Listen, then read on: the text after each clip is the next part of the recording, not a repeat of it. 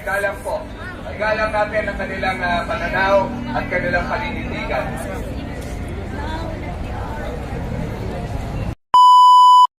Mag-manage at mag-handle ng problema dito sa bansa.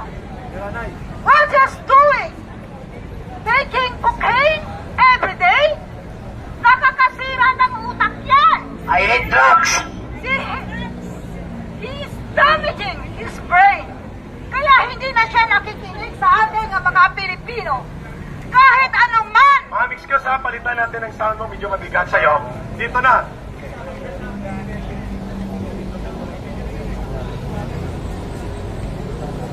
Kahit anuman ang panawagan natin at pagkukomplain sa kanya, walang nangyayari.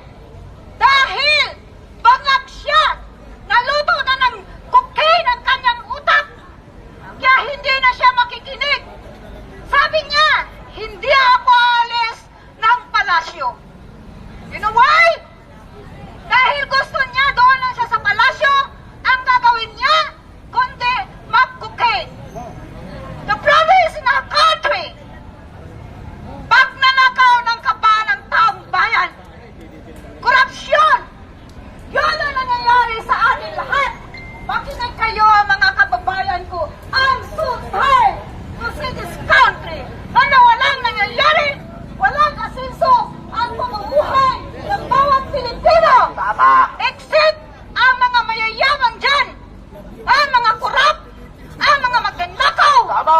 Wala silang pakialam dahil nag-iimbak sila ng pera para sa sarili nila. At pag nagkaroon ng problema sa bansang ito, anong gagawin nila? Sisibat! Dahil nandoon na yung mga bahay nilang luxurious, mga sasakyan nila na binibili nila dito sa Pilipinas, at ang mga pera na dinadala nila doon sa ibang bansa. So safety na sila. So anong nangyayari sa ating mga dukha, mga mahihirap? Anong nangyayari sa atin? Sa bansang ito, kung manahimik lang tayo at hindi magsasalita, walang mangyayari sa atin. Just break At up. the end of the day, wala tayo mapupuntahan. Kawawa tayong mga Pilipino sa hirap ng buhay. Nakita ko ngayon, kumpara kay Digong, hindi ganito kahirap ang buhay. Dahil namin nangyayari ngayon. Dahil sa korupsyon, sa pagnanakaw, lalo tayong pinapahirapan. Walang awa ang Marcos na to. I'm not going to call you president because you're so lousy and weak leader and pagak. You don't know anything. Wala kang nalalaman sa nangyayari sa Pilipinas ngayon. Sa paligid, wala kang alam. Kundi, ang alam mo lang, magpirma na not you even read it. Kaya ano nangyayari? Natutuwa ang mga kontraktor na to. Manahimik kayo!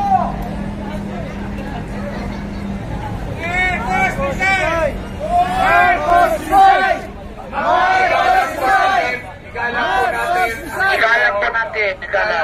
Igalang po. Igalang natin ang kanilang pananaw at kanilang paninindigan.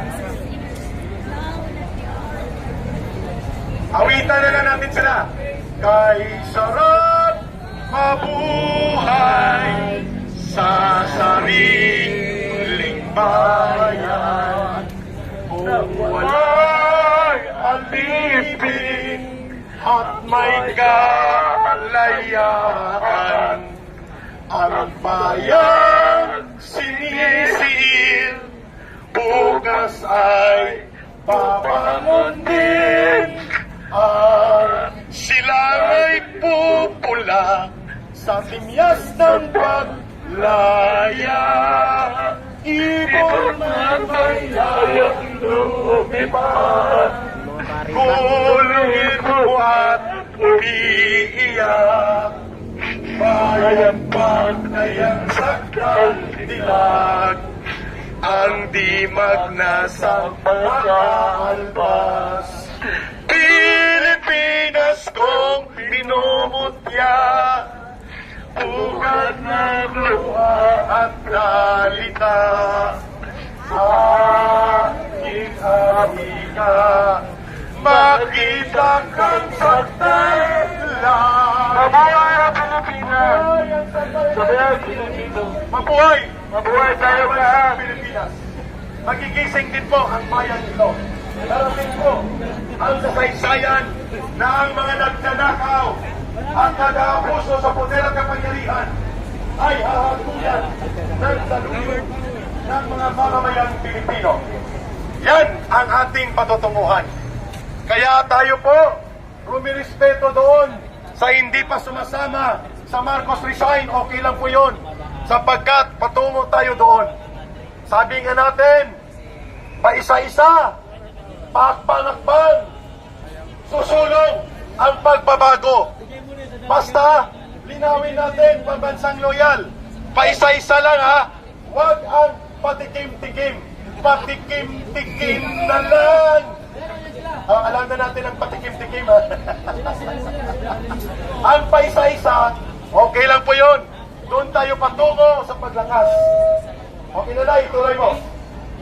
Ituloy ni Nanay ang kanyang speech o pahayag bilang isang ordinaryong kababaihang Pilipino. So, ituloy ko na ang aking saloobin. Naiinis na akong makikita na ganito na lagi ang Pilipinas sa tuwing darating ako galing abroad. Walang asinso! Wala! You, Marcos, nabudol mo kami! Nangangako ka! Pero ang pangako mo ay napapako.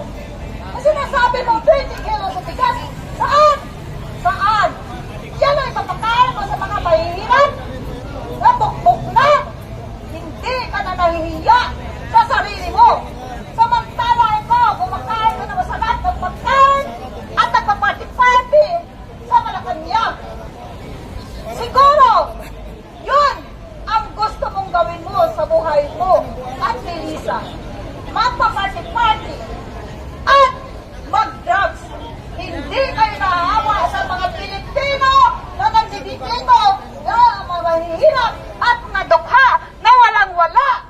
Mahirap ang buhay. Marcos, hindi ka nakikinig sa daing ng taong bayan. Ang alam mo lang ay mangurakot at mananakaw. Kaawa-awa ka naman, Marcos. Awa mo sarili mo. Niloloko mo lang ang sarili mo. Hindi ka naawa sa amin mga taong bayan nga naghihinaing sa hirap at sobrang na taas ng bilihin ngayon. At nakita ko pa 500 pesos at sabi na, what can you do for the 500 pesos? That's only pamasahe. Mapariyahan mo lang yan, wala na. Hindi ka na iniwan sa mga kaluluwa niyo. Sabagay, wala naman kayo mga kaluluwa eh. Takot din kayo sa sarili ng mga multo. Multuhin sana kayo dyan dahil sa Malacanang. Nabwisit kayo. Wala na kayo ginawa. Nabwisit daw. Lukuhin mga Pilipino. Mga manloloko at magnanakaw. Mga hinayupak. Magnanakaw. Sabihin mo, wala kang alam. Wow! Wala kang alam. Kasi tanong ka eh. Tingnan mo kung interviewin ka. Ha? Makamot-kamot ulo ka. Kasi pagkakawalan ka sa pinuan, sa pag-iisip. Yan! Dahil sa sobrang pagkakalas mo. Tama si Duterte. We have a weak leader and a drug addict. Hindi mo kami masisisi.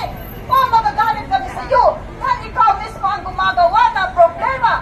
Ang bansa na ito, binigyan ka ng 3 years to manage and to handle it. But what did you do? Nothing! Pumasa kami sa 3 years mo.